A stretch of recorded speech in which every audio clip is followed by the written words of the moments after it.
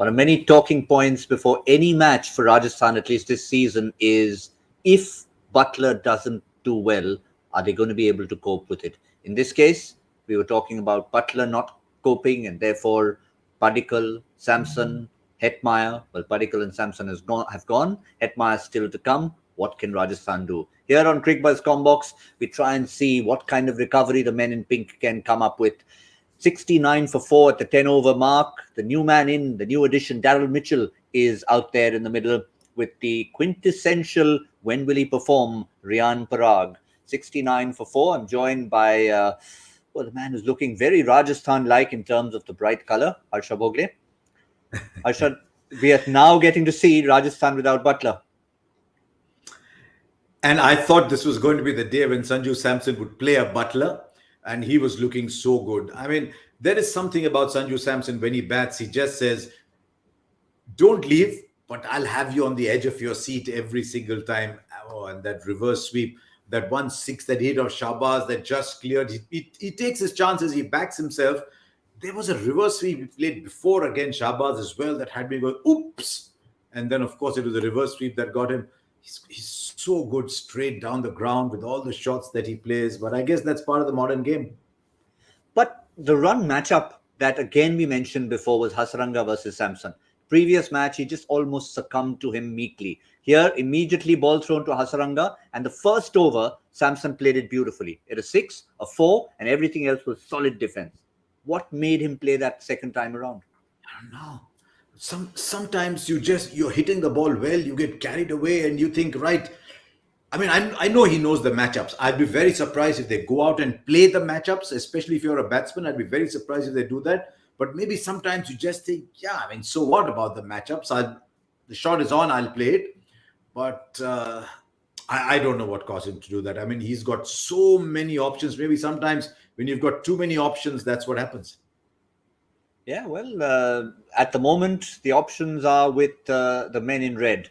They've thrown out the right bowlers at the right time, and certainly it's worked for them so far. And this is what we have in terms of the bowling menu. Siraj has been the standout star from them. Even when he got a catch, he took a brilliant catch. So it's almost owned that first bit of the match. 3 overs in the power play, 2 for 24, just the one for Harshal Patel early on. But you'd have to say they've really been bossing it with the choice of bowlers and when to bowl them. And it's interesting that both sides have made a change so far. You saw Rajasthan Royals making the change because the ball was moving around. They used Ashwin's batting skills because they didn't want to send Sanju Samson up too early, maybe when the ball was swinging around. And I thought he played his part. 17 of 9, he's hit 4 boundaries. He's got to move on there. And sorry, I was just looking up because I thought we might see a Comm Box cricket again.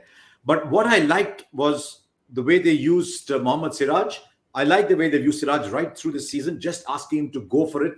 And in spite of that first ball 6, I thought the comeback to Padikkal was fantastic. The short ball to Ashwin was good. He's come back. He's bowled a really good third over. But they've held Hazelwood back. Now watch what's going to happen. They'll keep one from Siraj will probably come around 16, 17. They'll get one more from Hazelwood around 12.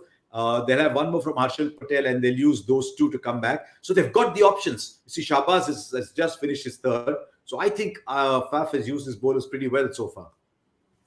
Well, he certainly has. But in terms of batting to come, Rajasthan have been so reliant, as I said, not only on Buttler. We were playing him up because obviously the 300s. But even the game, they got 210.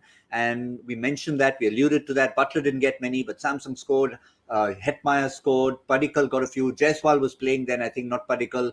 And they all contributed. Now, how much of it depends on these 2 and Hetmeyer to come? Because after that, not too much to come. Yeah, but look, Hetmeyer is in very good form. 11 overs, they're going at just under 8 an over, which means they're on course to get 160 if they don't lose wickets. If they don't lose wickets, they'll probably get more.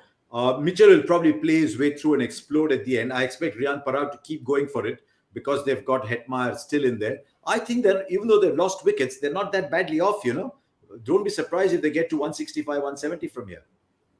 They aren't badly off. We know Hetmeyer has finished in the past, but of course he's had some kind of familiarity. He hasn't come into a crisis yet. So in a sense, when he does come in, maybe not quite a crisis, but when he sees that many wickets down, a little bit more of the onus on him, I wonder if that's going to change it, or does he just play one way?